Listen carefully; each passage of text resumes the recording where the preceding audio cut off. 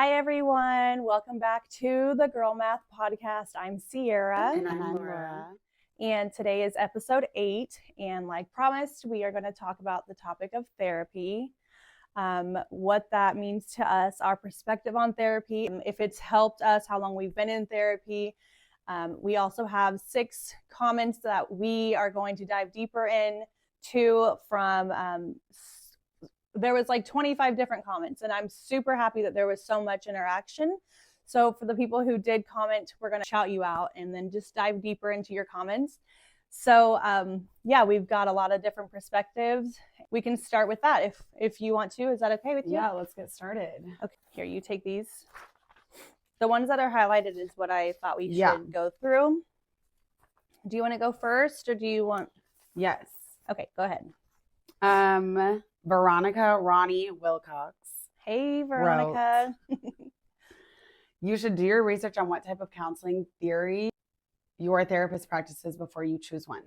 Ask questions before you choose one if you don't know. So basically, like what practice a certain therapist uses. So basically not maybe going with the very first therapist that you call, and make an appointment with. Like maybe it takes a few times to find your match. Is that what she's saying? I think so. I mean, I know that there are many different kinds of therapy, but like I think what I've started to see happening more is when you go to therapy, they will do like screenings and they'll match you up and they kind of ask you questions on like what you need. So I think just the process over time becoming more like thorough and like that those offices being a little bit more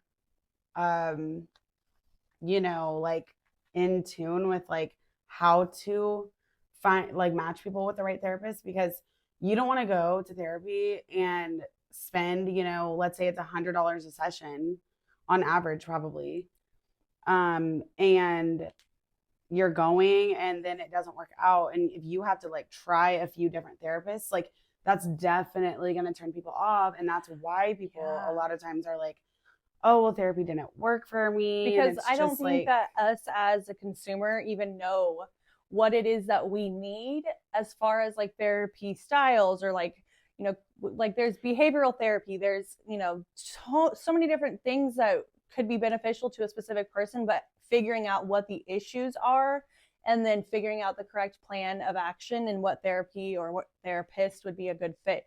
My experience was way different. I never like went through a screening, and I never really just figured out like what kind of therapy I'm doing. I'm just kind of like, as problems arise and as it was like, more so like, oh my God, I'm going through this, help. Yeah, because I've known her for so long. Yeah.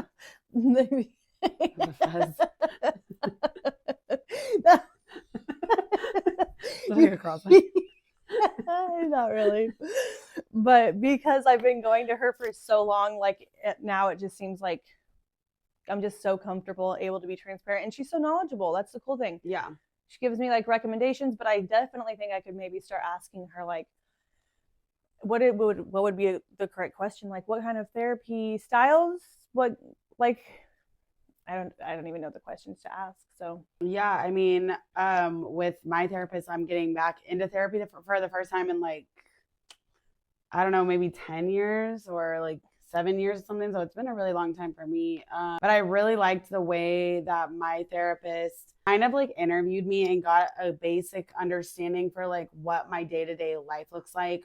Are you close with your family? Like, what's your home like? What's your work situation? Like, what is it that you do most of your time? Like because I do have a very highly stressful job. And so like a lot of times that affects me. And then, you don't know what to do, but then you're emotionally drained from this thing that you're not even necessarily seeking help for. Like you want better relationships, but then you learn, oh, well, this situation from your childhood or like the dynamics you had in your family is really a huge reason why you find yourself in patterns and like predicaments like repeating themselves. And so it's like, if your therapist doesn't take the time to like interview you and figure out what what are how the they like can be key an asset. components Yeah. of like the reason why you are that way, or like the reason why you keep experiencing that. So she did that, true. and then we haven't done it yet, but I'm really excited she's going to do a depression and anxiety assessment on me. I don't really think that I have depression or anything. But I know that I've dealt with some anxiety, and of course, having a very high stress job, like that's going to make you go through experiences that are filling you with anxiety. So like, of course, that's the other thing too, is like, let's really see where somebody is at versus like trying to label like, oh, well, you're going through this, so like you must have a whole bunch of anxiety and jump to medication and just, we don't want to expedite that process. We want to like really open it up and slow it down and break it down so that like you're getting what you need out of it. Yeah, I think that as a society and as a whole, like people in general, and I might be wrong, but this is just my perspective, people are just quick to like think a pill is going to fix things, when really if we want change in our mental health, we need to like, give our minds like exercise, like reading, all the things that we always talk about, reading, exercise, going and hanging out with friends and family, like getting your endorphin, was that right? Like the endorphins going, so that way you feel a little bit more joy and happiness. Obviously, if you're just doing nothing and then taking medicine to like cope with, your not joyful life or something, like it's not going to, in my opinion, help. You have to actually put the legwork into having a more joyful, enjoyable life. Yeah, something that I've like I've given my friends like advice is like things that when I'm in a low place, like I will specifically think about like, especially if like you don't have a lot of like close people like at this very like moment in your life or whatever, and like you need to think about what makes you happy and what makes you like have that spark for life again, and then like go try, like even though it doesn't seem interesting, depression is pretty much defined as like losing joy in the things that normally you would find joy from. So like it is truly like something that like your brain can be off balance, and you have to like give it its credit for what it is. Like it's valid, but at the same time, like your feelings, they're gonna like exist no matter what, and then you still have that opportunity to like make that choice. And so like making choices that create a better outcome. Yeah, I mean, it's just like, it's also it's you hard. have like to you might have it harder than the next person because you have depression. Yeah. But like you still have to make those choices. So like, okay, I'm gonna go to therapy, or if you do need medicine, take the medicine. And then like again, every day you have to make choices where you're like, I'm not gonna isolate myself. I'm not gonna like speak to people in ways that causes them to yell at me because I'm problematic, or you push people away, or whatever it is. Like you need to understand like, what am I doing to cause the responses, reactions, and situations around me, and say like, okay, well, if now I'm doing everything, are there problematic people in your life? And then start, it's just like, it's a process to get more things in a healthy space. It's not just like one thing. It's like a mixture of, who do you hang out with? Okay, well, you are the 5 people that you hang out with.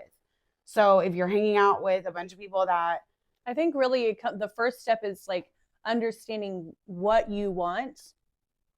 So whether that's more joy, better friends, more money, like whatever it is. Some people don't know how to do that. But that's literally like the first step. Like if you're depressed, then you need to know what it is what would it look like if you weren't depressed? You know what I mean? Like, how can we like start taking strides towards fulfilling, you know what I'm saying? Like, so are you saying, but like visualizing what your life might look like if you don't have depression? Like seriously, what is it that you want? Yeah. What do you want? What do you want for your life? Yeah. Basically what you just said.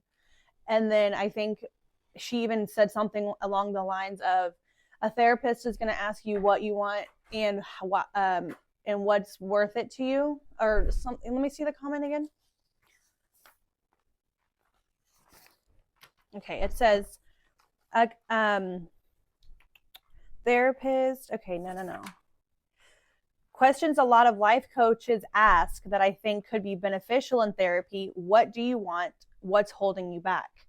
So if you want more peace and you want more joy, but you have social anxiety, then it's something to work towards. Like, okay, breathing techniques whenever, like at one point in my life, I was unable to walk through a mall without like holding someone's hands. Yeah, learning that. So understanding what it is that we want out of therapy, or maybe even for our lives, so that we can go into therapy like seeking the tools to get there. Yeah, absolutely. And that's probably something that you can like, get help from your therapist to like figure that out.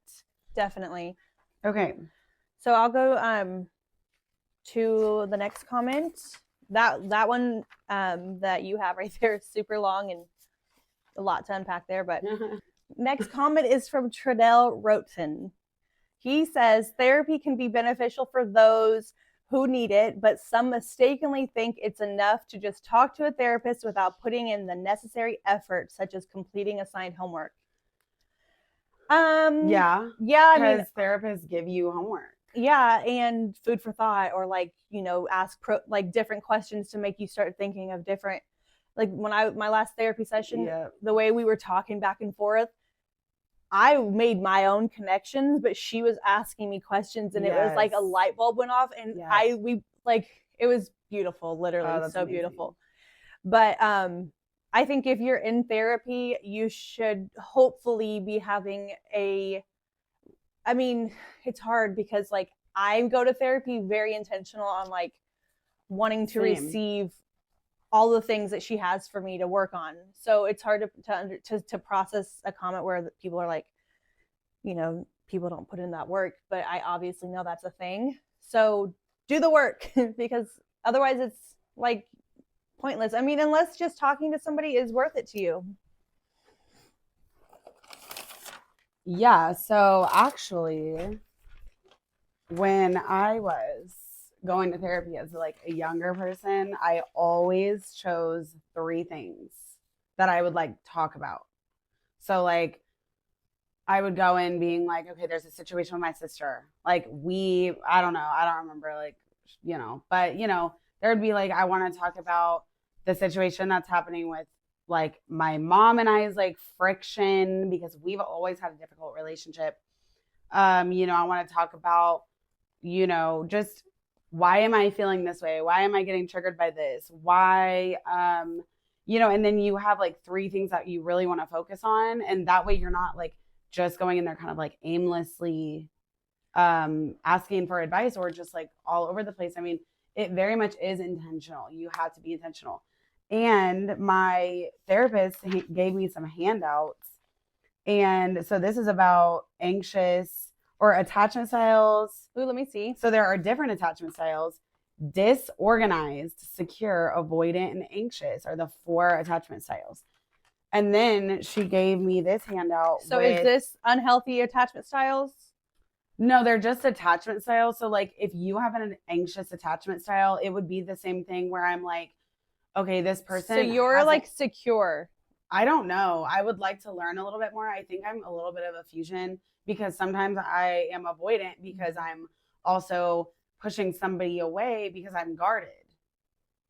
So yes, there are times where I have, my mom has an extremely anxious attachment style. And I think that like, I have definitely felt like I've had an anxious attachment style, but yeah, now it feels like sometimes I'm avoidant, sometimes I'm anxious, sometimes I maybe feel like I have a secure attachment style, but I would like to be educated so that I can actually assess that because it's all complete speculation for me to sit here and say like, oh, well, I have this because of this one interaction. And it's really a compilation of all the interactions I've had and why I've gotten to the point where I've gotten because now I act the way I do because of all the shit I've been through.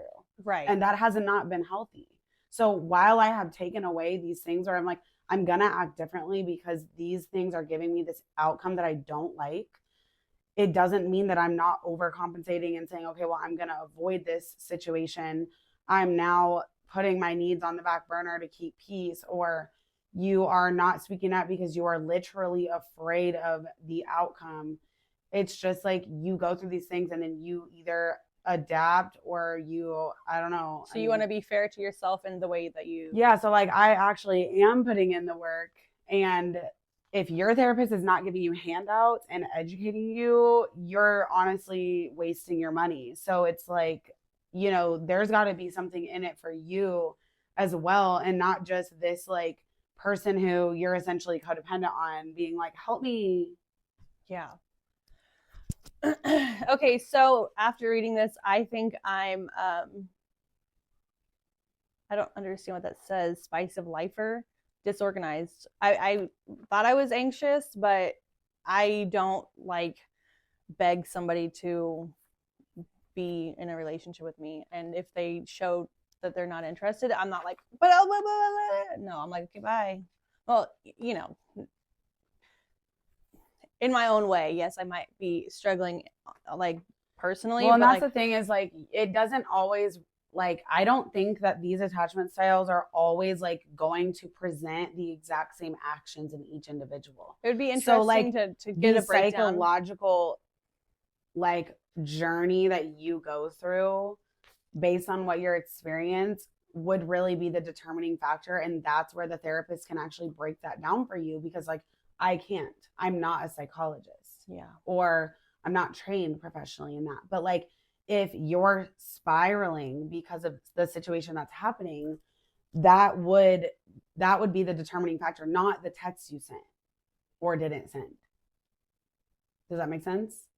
So like that's why therapy is so important, because we can sit here all day as just like average people. I see what you're trying saying. to say like, oh, well, I think I'm this because I don't do that. And it's really like, well, number one, are you in denial? Number two, do you really like, are you really attaching that to every situation? Are you really understanding like what I think that we means? just need to dive deeper into it as a whole, so that way I can become more knowledgeable about it. I mean, this might be something that I could talk about with my therapist too. Yeah, it's just interesting to like learn about yourself, because it's like, it's not like bad. If you have an anxious attachment style and you learn that, oh my God, I'm an anxious bitch. Like, oh my God, I should feel so shitty. No, like just figure out what you need and start doing that for yourself. And then, wow, in a year, you're not an anxious person, or you're not. So does everybody have an attachment style? Yeah, because humans crave connection. So then what's the correct way to have an attachment style? That's secure. Oh, secure. Oh. So like being okay, secure. So okay, that's what I thought. All of those were bad. Enjoys relationships and closeness, but also appreciates alone time and separateness. Does not feel an overwhelming fear of abandonment, nor a fear of compromise, or being over controlled or suffocated. So like that's the goal. There's a whole lot of like, there's a whole lot of stuff that can come into that. Like, this isn't the only factor that plays a role in like the success of your relationship, or, you know, whatever.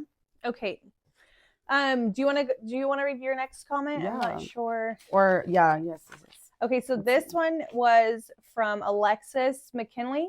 Yep. And I've seen this girl grow throughout the years, and so proud of her. Oh, that's amazing. Here's her little perspective, and we're gonna read a tidbit of it to you guys. All right. My greatest struggle has always been asking for help. Taking the initial first step into therapy made me feel cowardly and defeated, which I'm sure a lot of people can relate with.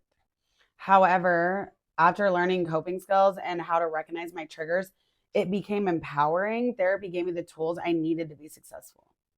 So that's obviously what everyone hopes to get when they, you know, get into therapy, or when other people encourage other people to get into therapy, especially That's the ones, the essence of the other people that like are hesitant, and then the people that are really passionate about it. That's always the like go back and forth, where it's like, it didn't help me, or they do just feel inadequate. And it's like, yes, in a way you are. In a way you you're not, you know, you're struggling with something, you don't know something, but like, is it more courageous to attack your situation or your problems head on? Or is it better for everyone or yourself to Tuck your ignore tail those and- or Mhm. just say, I'm just going to operate how I feel, you know, in the moment and just see what happens. and be I mean, defensive or not. you know, it's like you Yeah. can be calculated in the way that you interact with people so that you can control the outcome you get. But at a certain point, that becomes manipulation or people pleasing and exhausting. And right, are you living your authentic self? And are you gaining like true happiness out of the relationships? Or is it still this dance where you're trying to get what you want and what you need? And it's like, okay, I've got to try to, you know, put all this effort into trying to get this reaction or this like situation to go the way I want it to. And it's like, why don't you figure out how to be healthy and authentic? What if that's an option, you know? Yeah.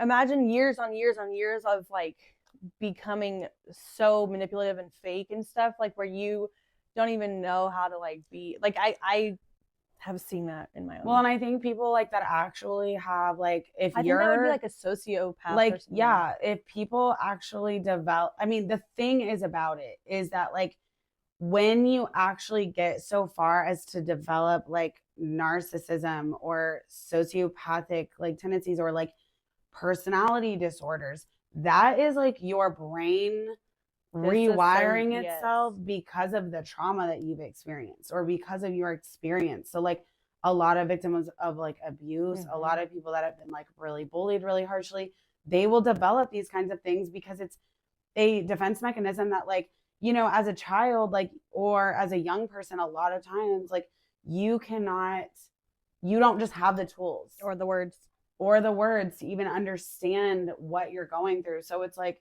how are you going to process something that you don't know is happening to you? You don't know it's not fair. You don't know that it's not normal. Yeah. You know, people a lot of times grow up thinking like, oh, well, like my dad beat me or whatever. And it's like, they get older and they learn that that's not like how every dad is. And they learn that, oh, everybody isn't afraid of blah, blah, blah, blah, blah. Oh, you know, so it's like this process of like going through and learning. I think that she had a little bit more on that comment. Maybe not. Oh, yeah. Many people claim that therapy was/is unsuccessful, but that's not actually the fault of the therapist or the process. This is just her perspective, by the way. Yeah, it's an issue of commitment for the individual seeking help. You will always get out of something or someone exactly what you put in. Love that. And so that kind of goes along with that last comment that we wrote or that we got to do the work. Read about like coming back to the drawing board and saying like, I'm going to make the effort to like catch myself in these tendencies. So like, you know, like the arguments that you have, like, I'm not going to assume the worst or whatever it may be that you're struggling with. It's like, you've got to go into it saying like, okay, I just said that mid conversation. Oh, yeah. I'm sorry. That was like not cool of me. Like, I apologize. But that is so hard to recognize. Yes.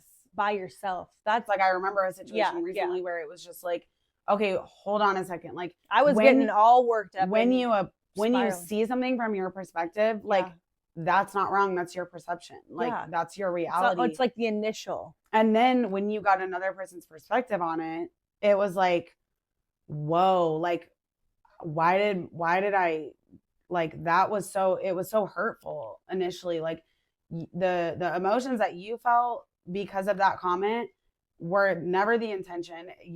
Obviously your feelings are like valid and everything. But then again, when you have that rounded perspective and say like, okay, wait a second, what if this person meant this?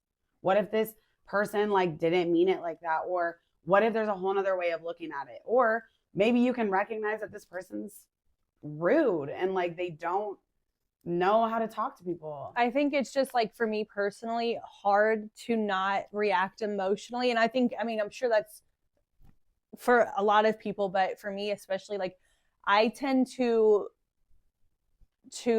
look at a conversation and be able to get defensive because I'm thinking like they're being mean or degrading or this or that, the other. It doesn't happen too often anymore, but like almost like a victim mentality. Yeah. Well, and I think like, you know, just knowing some of the things that like you've been through or some of the dynamics in your family that makes sense. Yeah, it does make sense. You know, like, but you not have, everybody has to be like that. And that's what I exactly. have to. And that's where you learn, oh, not everybody's like that. Not everybody. You know, and you didn't know that. You want to know what's crazy is today I had a really cool conversation with my grandma. Yeah. Because I told you, I think I was talking to you about how she would talk so badly about my dad to me. Yeah.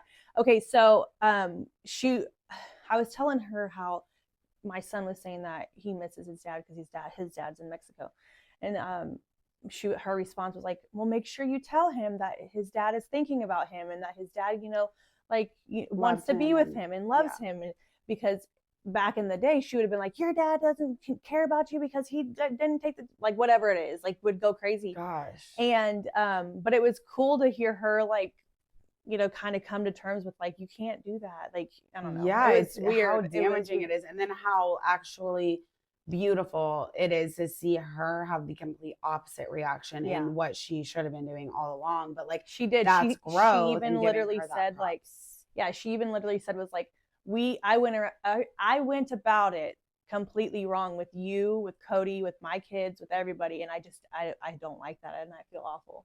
I've heard of a lot of people tell me that I've talked to a lot of people about that. Like, it's like their parents like realize later on, like, oh man, if I could have done it differently. But it's like, again, that person is living their life for the first time. Like, their parents, like, unless you sought out like child psychology and how to understand them and what's right and what's wrong and how to parent, like, you don't know.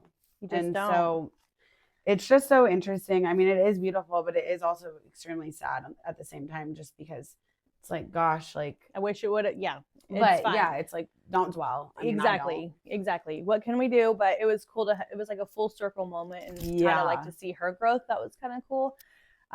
Because at this point in my life, I definitely keep those type of people like at arm's length. So for her to like talk so maturely was kind of cool, even though she's my grandma. So next comment is from Priscilla Beckham, and her comment is, everyone needs it. It's just like getting your oil changed on your car to keep longevity. Therapy is the same for us as humans. I really like that perspective a lot, because it's like, you don't have to be like struggling in the depths of your, a situation or life. Yeah. To seek out therapy. It can also be like, how can I just like make myself feel better, feel happier, like almost like a maintenance for your mental health. And also just like go back to the drawing board. I mean, I don't know about you all, but like, it'll be a situation that I'm just like, I don't know what to do. Like, I have to figure this out. And so like, those situations are happening around us all the time. It's life. So it's just like giving yourself that opportunity to say like, okay, well, this is how I handled it.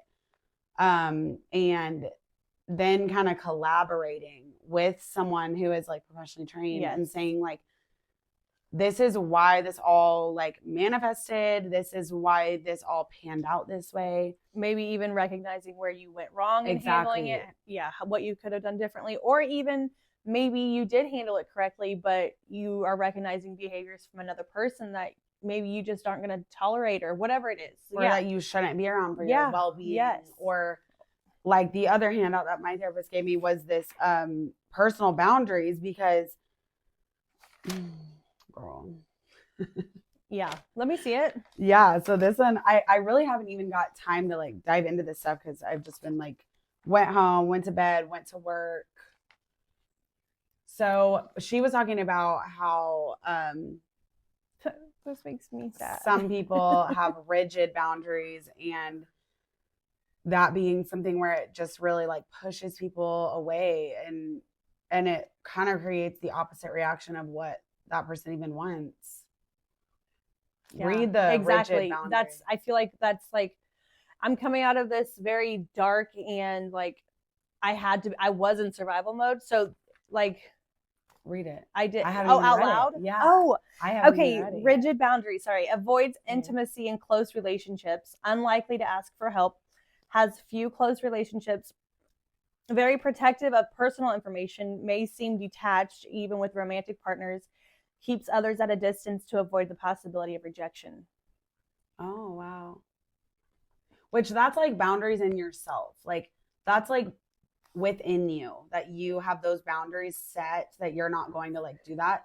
But rigid boundaries, from what she was explaining to me, because I just had therapy last night, from what she was kind of saying is that it can also be like when your parents are like, no, don't do that like at all, don't do anything, instead of being like, yeah, you can do this, but just like keep in close contact, like, and trusting you, and like, and then you sneak out to the party because you're gonna go anyway. Yeah.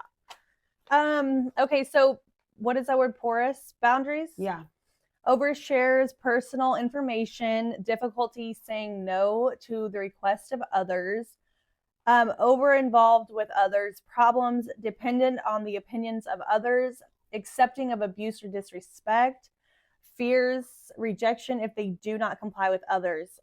It's just kind of like, yeah. And then healthy boundaries. And I would like to think that I do have a lot of the healthy boundaries, but I do know that I'm like, personally, like, it's hard for me to feel a closeness with like a partner. That's what I'm going to say. Yeah. But anyways, not that it's all about me, and this is not my therapy session, so let me just chill out. Values own opinions, doesn't compromise values for others, shares personal information in an appropriate way, does not over or undershare, knows personal wants and needs and can communicate them, accepting no when others say no. Which, like, to be realistic, it's like that's going to be like a process for almost everybody, unless that was like displayed for you. Yeah. Or displayed more so, like, by your parents, or in your family or whatever. So it's just like making progress towards that. Yeah. I think healthy boundaries and attachment styles are something great we all should like talk about. And it also says here, most people have a mix of different boundary types. For example, someone could have a healthy boundary at work, porous boundaries in romantic, and a mix of all three types with their family. So like somebody who, like the difficulty saying no or over involved with others' problems could be like a helicopter mom. And then, goes to work and is fine there, but it's like doesn't overshare, but like is too involved. Okay. Yeah. Yeah. So it's just like, and then with their partner, maybe has like that like scaredness or that rigidness. So it's like, yeah, it's like you do have to kind of like sit back and say like, okay, I'm not one type of anything. A lot of times people are so that's complex and dynamic that, so something that I also try to do, especially when it comes to topics like these, don't overgeneralize. When you start to say that like, oh, I am this, like, oh, you're just one thing. Right. That's why it's hard. Especially when you're explaining something about someone else, it really does a disservice to highlight the complexity of that person. Like, okay, they might experience this in this situation, and then they might be that way in another situation. And so like watching your words and how you can like affect like how that person's perceiving you, or like if you do want to discuss an issue with somebody and then you're sitting there labeling them, oh, well, you're this and you're this, that person's going to shut down like right away. You know what I mean? And so just like being cautious to like allow yourself to understand that people are very complex, and they are, a lot of times there's a lot more going on. Like there's more things. Okay, what am I trying to say? Sorry. You can't fit into a category. There's this, that from, lots of things to understand what it is that you are and how, like you got to figure out who we are. That's why when I keep saying like, that's me, but like there's parts of what I read that I do resonate with, but I'm not that whole thing. And that's not my one issue. It's like, I've got this and this and this and this. You cherry pick. Yeah. We cherry pick. And, but so do you want to share how long you've been in therapy? You said you haven't been for 10 years. Is that true? Yeah, I mean, I was going when I was a teenager, and my mom learned about mental health when she was like 35 or 40. Can you imagine going your whole life and like not realizing? I think that's the norm for that generation. I know. Yeah. Can you imagine though? Like all these words that like we know is like kind of thrown around. Like they can be thrown around loosely, but also at the same time, like there's a lot of times when these are just in our everyday vocabulary. So when I was like a teenager, I just, we got introduced to it and I had a really good therapist. And then she ended up like, she wasn't working there anymore. And so like after her, yeah, I literally didn't go for like so long. And there was just like so much that happened. Like, it's like taking on more responsibilities. You get older, going into different workspaces where like you might have like a toxic boss who gossips about everybody. And have your own struggles. You go through your string or, your relationships that you've encountered as a young adult. And it's just like, there was so much that happened where I've kind of like let this go on for like too long where I wasn't like being proactive. But ultimately I know that I'm in a better place anyway, just because like I have been grown and journaling, adapted and yeah. I actually put in a lot of effort to like be a better person and make sure that like I'm in control of the outcome of my life. But it's just not that easy for everybody. So anyway, I'm definitely much happier now, and I have learned that I had to confront my mom and my grandmom with some things because they don't know how to act. It's the way you act. Sorry, that was cringe. But anyway, it's like I keep finding myself in the situation where I'm like, yeah, it's fine. So And you're you working smile, on this with and then your you therapist, turn around and you are dying inside. or And so not it's feeling like, heard or supported. how can you? Yeah. It's like, this has been so normal for me that I'm not safe to express my feelings because I'm going to be like either ridiculed or disregarded mainly is probably where it's coming from. But it's like, we as a family on my mom's side, we've all started to like dive into that. But it's like, all right, guys, like we've recognized this, and now y'all need to start doing some work because I'm about to stop coming over. Like, yeah, you know what I mean? And so like for it to be getting that bad, it's like I'm the one who has to go to therapy, even though these people are the ones that have way more deeply rooted issues than I will ever have probably. So it's like, sometimes the people that are closest to you are also the reason why you might need to gain some perspective and gain some advice. Like, it's not always you're the problem. Like, I mean, yeah, you're not always the problem, but is that what you're working on in therapy? so that's what I'm working on in therapy right now, is just like having the courage to like bring some of these issues that I'm having with people like to them and not being so afraid of the outcome, because like I didn't realize how much I have like kept myself like quiet. It's almost like almost like a people pleasing, like, yeah. And it's kind of, it's a safety mechanism, but it's ultimately not benefiting me. Yeah. Because I'm at the point where I'm like, okay, well, I guess we're not hanging out anymore. And like, that's not really an option. And then it's your mom and your grandma. Yeah. Like, so you want to put in the work to like fix it. Exactly. From and all standpoints. Unfortunately, the work is a lot of it's gonna have to come from their part. And so I am hoping. Well, we're excited for you. Thank you. I'm speaking for the rest of the viewers and myself. We want an update here in a few weeks, see how it went. Yeah. So I've been in therapy for like on and off for like the last 4 or 5 years or something. So when I was in addiction, when I was trying to get sober, when I was back in addiction, and then when I got sober finally, and then all with the same therapist. So she has worked with me through somatic sensations, where you feel things on your body. Yeah. She's worked with me through childhood trauma. She's worked with me through social anxiety. Right now we're kind of working on self-love and like self-acceptance, so that way I can potentially one day let myself have a close relationship with a partner, because right now it's just like impossible. So wow. Yeah, I didn't even. Yeah, it's really cool though. I'm really excited. Yeah, I think it's just like the natural next step, and that's what me and her were talking about.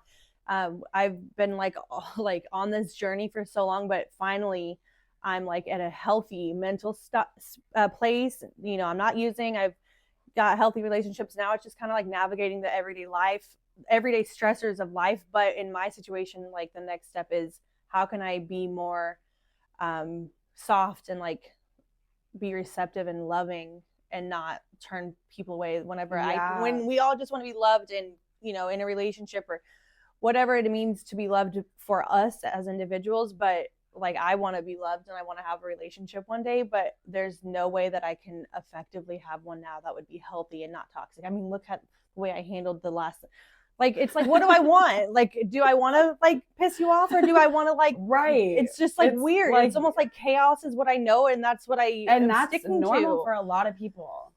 Yeah, but I don't, obviously that's not, but it's not enjoyable once you start not. learning about what it actually means for you and what it like. It's not serving. It's not. It's like games and too much. But speaking of games, do you want to play a little game real quick? Yeah. Before we end this, so you know how the best friends like have those little where they say a word. Oh my God, yes. Yay. Okay, so I've seen it be done two different ways. Do you want to like? Do we pick? Are you gonna pick a word? No, I don't. I think we could try it just like 1, 2, 3, say a random word and see if we match up. Okay. Yeah. Okay, so we're just saying a random word. Yeah. Okay. I'm scared. Okay, ready? We're gonna see if we're like connected and like can like. But I don't know what you're gonna say right now. I know. 1, 2, 3. Door. Office. Okay, that's kind of like. Okay. Should we do it again? Yeah. Okay. 1, 2, 3. Real shoe. estate. Okay. Okay. Real estate is 2 words. 1 word. Okay. 1, 2, 3. Cargo chair. pants. That was 2 words again. I don't know what to tell you. Okay, let's try it where we narrow it down. Okay. Pick a number 0 to 20. 1, 2, 3, 15.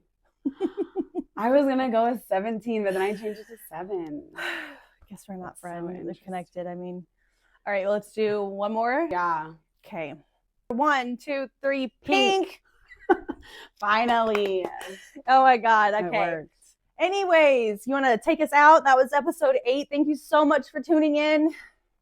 Please don't forget to like, share, comment, and tell us what you think, because we still can always go back and revisit this. We can keep up, kind of update you guys on where we're at. But thank you so much for watching. We love you all. Bye. Bye.